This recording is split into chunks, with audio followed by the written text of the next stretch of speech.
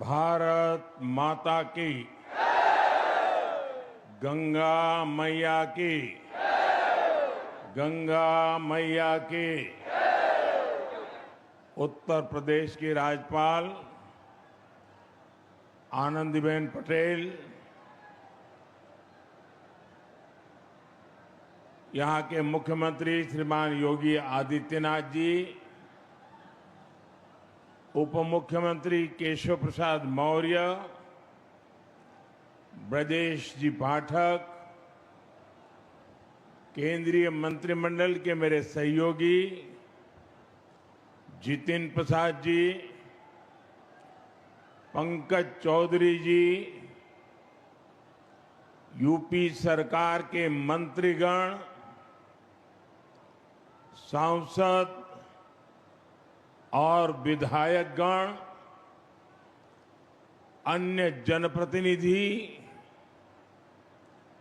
और विशाल संख्या में पधारे हुए मेरे प्यारे भाइयों और बहनों,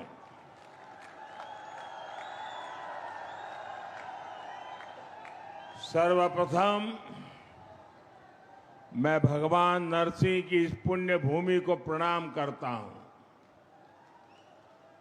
यहां से कुछ किलोमीटर की दूरी पर मां गंगा कृपा बहाती हुई गुजरती है, इसलिए ये पूरा क्षेत्र ही तीर्थ से कम नहीं है। और मैं मानता हूं यूपी को एक्सप्रेस वे का यह वरदान ये भी मां गंगा का ही आशीर्वाद है।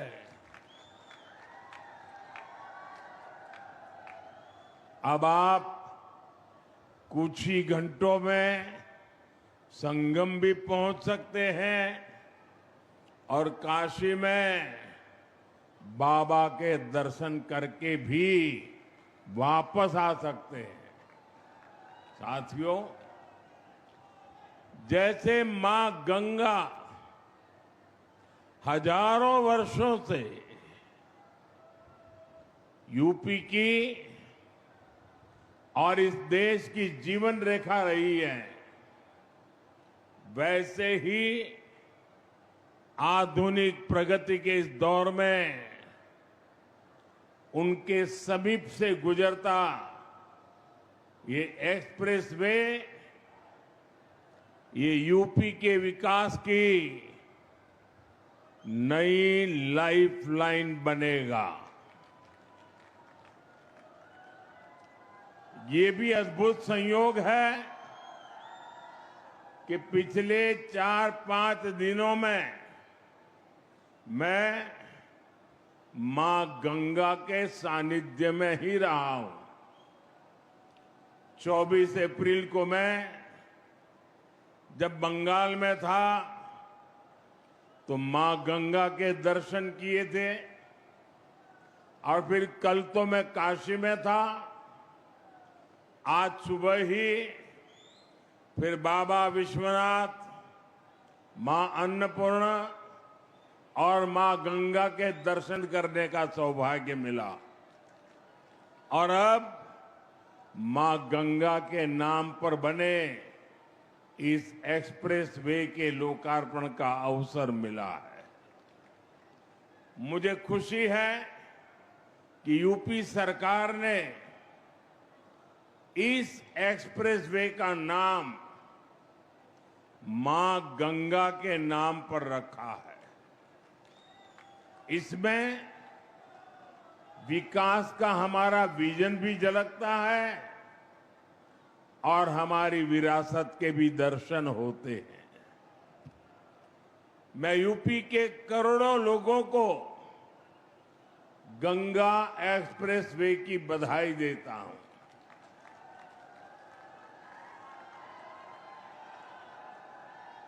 साथियों, आज लोकतंत्र के उत्सव का भी एक अहम दिन है।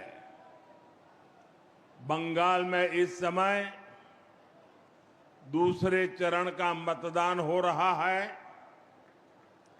और जो खबरें आ रही हैं उनसे पता चलता है कि बंगाल में भारी मतदान हो रहा है। पहले चरण की तरह ही जनता वोट देने के लिए बड़ी संख्या में घरों से निकल रही है। लंबी लंबी कतारों की तस्वीरें सोशल मीडिया में छाई हुई है। पिछले 6-7 दशक में जो नहीं हुआ, जिसकी कल्पना भी मुश्किल थी, वैसे निर्भीक वातावरण में बंगाल में इस बार वोटिंग हो रहा है। लोग भय मुक्त होकर वोट दे रहे हैं। ये देश के संविधान और देश के मजबूत होते लोकतंत्र का पुण्य प्रतीक है। मैं बंगाल की महान जनता का आभार व्यक्त करता हूं कि वो अपने अधिकार के प्रति इतनी सजग है, बड़ी संख्या में वोटिंग कर रही है।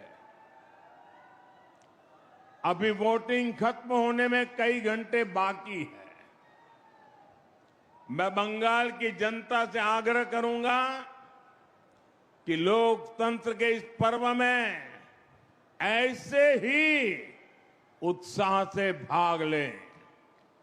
साथियों, कुछ समय पहले जब बिहार में चुनाव हुए तो बीजेपी एनडीए ने प्रचंड जीत दर्ज की थी, एक इतिहास रच दिया था। अभी अभी कल ही गुजरात में महानगरपालिका, नगरपालिका, जिला पंचायतें, नगर पंचायतें, तहसील पंचायत, इन सब के चुनाव के नतीजे आए हैं। और आप मेरे उत्तर प्रदेश वासियों को खुशी होगी, 80 से 85% नगर पालिका और पंचायतों भाजपा ने जीत ली है।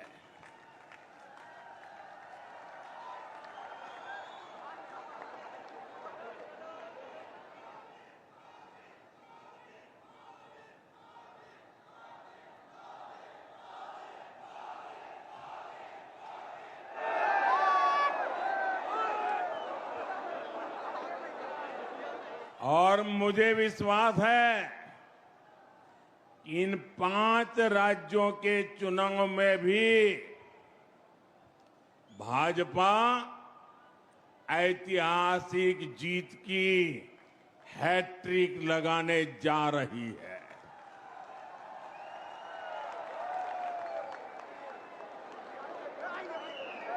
चार मई के नतीजे विकसित भारत के संकल्प को मजबूत करेंगे, देश के विकास की गति को नई ऊर्जा से भरेंगे।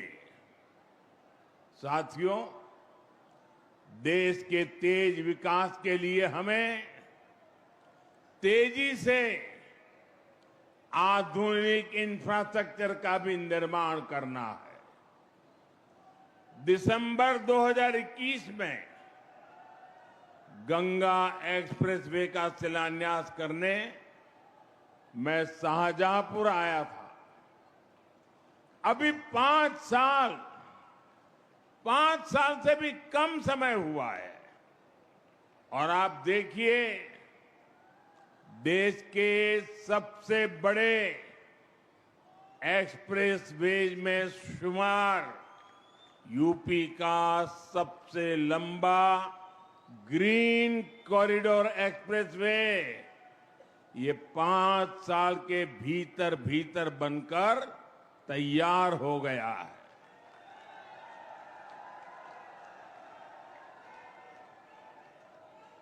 आज हरदोई से इसका लोकार्पण भी हो रहा है। यही नहीं, एक और गंगा एक्सप्रेसवे का निर्माण पूरा हुआ है, तो साथ ही इसके विस्तार की योजना पर भी काम शुरू हो गया है। जल्द ही गंगा एक्सप्रेसवे मेरठ से आगे बढ़कर हरिद्वार तक पहुंचेगा।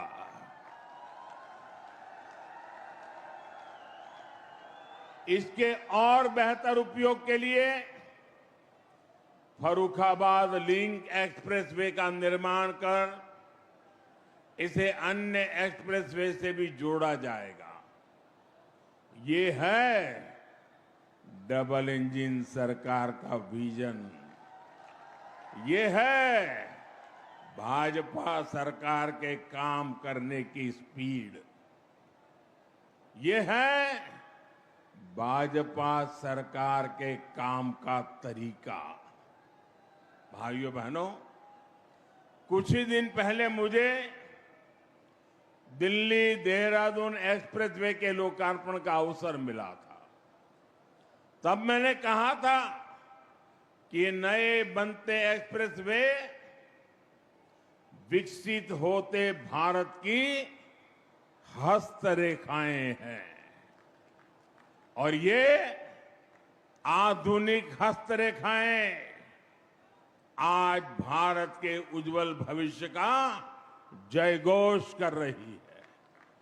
साथियों, अब वो दौर चला गया जब एक सड़क के लिए दशकों तक इंतजार करना पड़ता था। एक बार घोषणा हो गई तो वर्षों तक फाइलें चलती थी। चुनाव के लिए पत्थर लग जाता था। उसके बाद सरकारें आती रहती थी, जाती रहती थी, लेकिन काम का कुछ अता पता नहीं लगता था। कभी कभी तो पुराने फाइलें ढूंढने के लिए बड़े बड़े अफसरों को 2-2 साल तक मेहनत करनी पड़ती थी। डबल इंजन सरकार में शिलान्यास भी होता है और तय समय में लोकार्पण भी होकर के रहता है। इसलिए ही आज यूपी के एक्सप्रेसवे से भी ज्यादा रफ्तार अगर कहीं है तो वो यूपी के विकास की रफ्तार ही है। साथियों, वो एक्सप्रेसवे केवल एक हाई स्पीड सड़क नहीं है। ये नई संभावनाओं का, नए सपनों का, नए अवसरों का गेटवे है। गंगा एक्सप्रेसवे करीब 600 किलोमीटर लंबा है। पश्चिमी यूपी में मेरठ, बुलंदशहर, हापुड़, अमरोहा, संभल और बदायूं, मध्य यूपी में शाहजहांपुर, हरदोई, उन्नाव, रायबरेली, पूर्वी यूपी में प्रतापगढ़ और प्रयागराज, इनके आसपास के दूसरे जिले गंगा एक्सप्रेसवे, इससे इन इलाकों के करोड़ों लोगों का जीवन बदलेगा। साथियों, इन क्षेत्रों को गंगा जी और उनकी सहायक नदियों की उपजाऊ मिट्टी का वरदान मिला है। लेकिन पहले की सरकारों ने जिस तरह किसानों की उपेक्षा की, उसके कारण किसान परेशानियों के में ही घिर करके रह गए। यहां के किसानों की फसलें बड़े बाजारों तक नहीं पहुंच पाती थी। कोल्ड स्टोरेज की कमी थी, लॉजिस्टिक का अभाव था, किसानों को उनकी मेहनत का सही मूल्य नहीं मिलता था। अब उन कठिनाइयों का समाधान भी तेजी से होगा। गंगा एक्सप्रेसवे से कम समय में बड़े बाजारों तक पहुंच मिलेगी। यहां खेती के लिए जरूरी इंफ्रास्ट्रक्चर का विकास होगा। इससे हमारे किसानों की आय बढ़ेगी। साथियों, गंगा एक्सप्रेसवे यूपी के एक छोर को दूसरे छोर से तो जोड़ता ही है, ये एनसीआर की असीम संभावनाओं को भी करीब लाएगा। गंगा एक्सप्रेसवे पर गाड़ियां तो दौड़ेगी ही, इसके किनारे नए औद्योगिक अवसर विकसित होंगे। इसके लिए हरदोई जैसे दूसरे जिलों में इंडस्ट्रियल कॉरिडोर विकसित किए जा रहे हैं। इससे हरदोई, शाहजहांपुर, उन्नाव समेत सभी 12 जनपदों में नए उद्योग आएंगे। अलग अलग सेक्टर्स जैसे फार्मा, टेक्सटाइल आदि के क्लस्टर्स विकसित होंगे। युवाओं के लिए रोजगार के नए अवसर भी तैयार होंगे। साथियों, हमारे ये युवा मुद्रा योजना और ओडीओपी जैसी योजनाओं को उसकी ताकत से खुद भी नए नए कीर्तिमान गढ़ रहे हैं।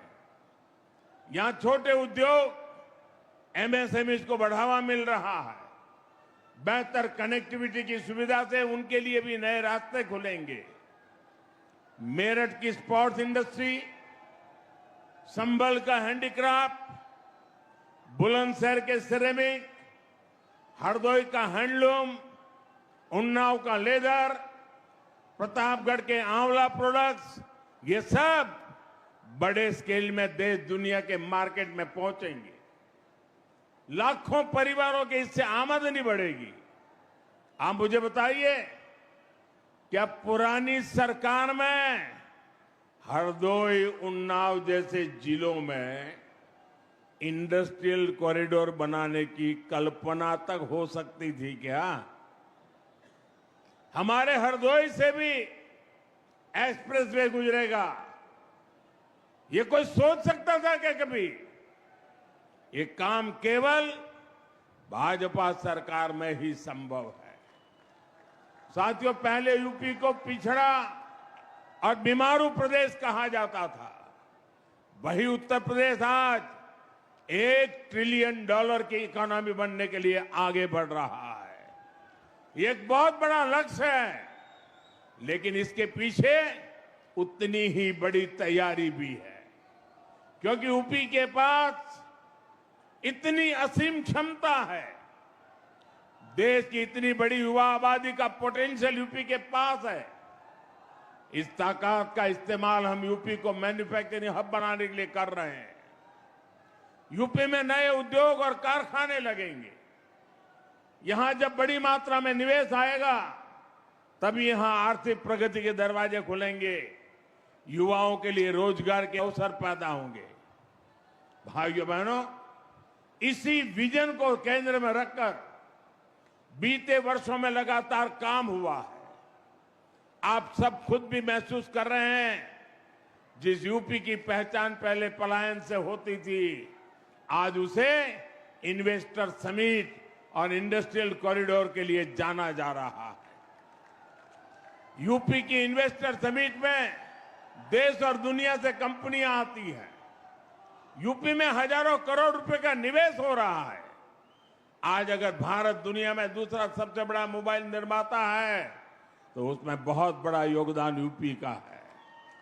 आज भारत जितने मोबाइल बना रहा है, उसमें आधे मोबाइल हमारे यूपी में बन रहे हैं। अभी कुछ ही हफ्ते पहले मैंने नोएडा में सेमीकंडक्टर प्लांट का शिलान्यास भी किया है। साथियों, आप सब जानते हैं एआई के इस दौर में सेमीकंडक्टर कितनी बड़ी फील्ड बनाती जा रही है। यूपी उसमें भी लीड लेने के लिए आगे बढ़ रहा है। भविष्य में असीम अवसरों वाला बहुत बड़ा क्षेत्र यूपी के लोगों के लिए खुल रहा है। साथियों, उत्तर प्रदेश का औद्योगिक विकास आज भारत की सामरिक ताकत भी बन रहा है। आज देश के 2 डिफेंस कॉरिडोर में से एक यूपी में है। बड़ी बड़ी डिफेंस कंपनियां यहां अपनी फैक्ट्री लगा रही है। ब्रह्मोस जैसी मिसाइलें जिनका लोहा दुनिया मानती है, आज वो यूपी में बन रही है। रक्षा उपकरणों के निर्माण में जो छोटे छोटे पार्ट चाहिए होते हैं, उनकी सप्लाई के लिए एमएसएमई को काम मिलता है। इसका बहुत बड़ा लाभ उत्तर प्रदेश के एमएसएमई सेक्टर को हो रहा है। छोटे छोटे जिलों में भी अब युवा बड़े बड़े उद्योगों से जुड़ने का सपना देख सकते हैं। साथियों, आज उत्तर प्रदेश इतनी तेज गति से विकास कर रहा है क्योंकि यूपी ने पुरानी सियासत को भी बदला है और नई पहचान भी बनाई है। आप याद करिए, एक समय यूपी की पहचान गड्ढों से होती थी। आज वही यूपी देश में सबसे ज्यादा एक्सप्रेसवेज वाला प्रदेश बन चुका है। पहले यहां पड़ोस के जिले तक जाना भी बड़ा मुश्किल होता था, लेकिन आज उत्तर प्रदेश में 21 एयरपोर्ट है, 5 इंटरनेशनल एयरपोर्ट है। अब तो नोएडा इंटरनेशनल एयरपोर्ट का उद्घाटन भी हो चुका है। गंगा एक्सप्रेसवे से नोएडा इंटरनेशनल एयरपोर्ट कुछ ही घंटों की दूरी पर है। भाइयों बहनों, हमारा उत्तर प्रदेश भगवान राम और भगवान कृष्ण की धरती है, लेकिन पिछली सरकारों ने अपनी करतूतों के कारण अपराध और जंगल राज को यूपी की पहचान बना दिया था। यूपी के माफियाओं पर फिल्में बनती थी, लेकिन अब यूपी की कानून व्यवस्था का देश भर में उदाहरण दिया जाता है। भाइयों बहनों, संसाधनों का बंदरबाट करने वाले जिन सपाहियों के हाथ से सत्ता गई है, उन्हें यूपी की ये प्रगति पसंद नहीं आ रही है। वो एक बार फिर यूपी को पुराने दौर में धकेलना चाहते हैं। वो एक बार फिर समाज को बांटना और तोड़ना चाहते हैं। साथियों, समाजवादी पार्टी विकास विरोधी भी है और नारी विरोधी भी है। अभी बीते दिनों देश ने एक बार फिर सपा और कांग्रेस जैसी पार्टियों का असली चेहरा देखा है। केंद्र की एनडीए सरकार संसद में नारी शक्ति वंदन संशोधन लेकर आई थी। अगर ये संशोधन पास हो जाता तो साल 2029 के चुनाव से ही महिलाओं को विधानसभा और लोकसभा में आरक्षण मिलता। बड़ी संख्या में हमारी माताएं बहनें सांसद विधायक बनकर दिल्ली लखनऊ पहुंचती, वो भी किसी और वर्ग की सीटें कम हुए बिना। लेकिन सपा ने इस संशोधन बिल के खिलाफ वोट किया। साथियों, इस बिल से सभी राज्यों की सीटें भी बढ़ती है। हमने संसद में साफ साफ कहा था, सभी राज्यों की सीटें एक ही अनुपात में बढ़ेगी। लेकिन यूपी को गाली देकर पॉलिटिक्स करने वाली डीएमके जैसी पार्टियां, उन्हें इस बात पर आपत्ति थी कि यूपी की सीटें क्यों बढ़ेगी। आप देखिए, समाजवादी पार्टी संसद में उन्हीं के सुर में सुर मिला रही थी। ये सपा वाले यहां से आपके वोट लेकर संसद जाते हैं और संसद में यूपी के लोगों को गाली देने वालों के साथ खड़े हो जाते हैं। इसलिए यूपी के लोग कहते हैं, समाजवादी पार्टी कभी सुधर नहीं सकती है। ये लोग हमेशा महिला विरोधी राजनीति ही करेंगे। ये हमेशा तुष्टिकरण और अपराधियों के साथ खड़े रहेंगे। सपा कभी भी परिवारवाद और जातिवाद से ऊपर उठ नहीं सकती। ये लोग हमेशा विकास विरोधी राजनीति करेंगे। यूपी को सपा और उसके सहयोगियों से सावधान रहना है। साथियों, आज देश एक ही संकल्प लेकर आगे बढ़ रहा है, विकसित भारत का संकल्प। इस संकल्प को पूरा करने में उत्तर प्रदेश की बहुत बड़ी भूमिका है। आप सब देख रहे हैं, आज पूरी दुनिया कैसे युद्ध, अशांति और अस्थिरता में फंसी हुई है। दुनिया के बड़े बड़े देशों में हालत खराब है, लेकिन भारत विकास के रास्ते पर उसी रफ्तार से आगे बढ़ रहा है। बाहर के दुश्मनों को यह पसंद नहीं आ रहा। भीतर बैठे कुछ लोग भी सत्ता की भूख में भारत को नीचा दिखाने की कोशिश में लगे हैं। फिर भी हम न केवल सुरक्षित है, बल्कि विकास के नए नए कीर्तिमान भी गढ़ रहे हैं। हम आत्मनिर्भर भारत का अभियान को आगे बढ़ा रहे हैं। हम आधुनिक से आधुनिक इंफ्रास्ट्रक्चर का निर्माण कर रहे हैं। गंगा एक्सप्रेसवे इसी दिशा में एक और मजबूत कदम है। मुझे विश्वास है गंगा एक्सप्रेसवे जिन संभावनाओं को हमारे दरवाजे तक लेकर आएगा, यूपी के लोग अपने परिश्रम और अपनी प्रतिभा से उन्हें साकार करके रहेंगे। इसी संकल्प के साथ आप सभी को एक बार बहुत बहुत बधाई, बहुत बहुत धन्यवाद। भारत माता की, भारत माता की। वंदे वंदे वंदे वंदे वंदे। बहुत बहुत धन्यवाद।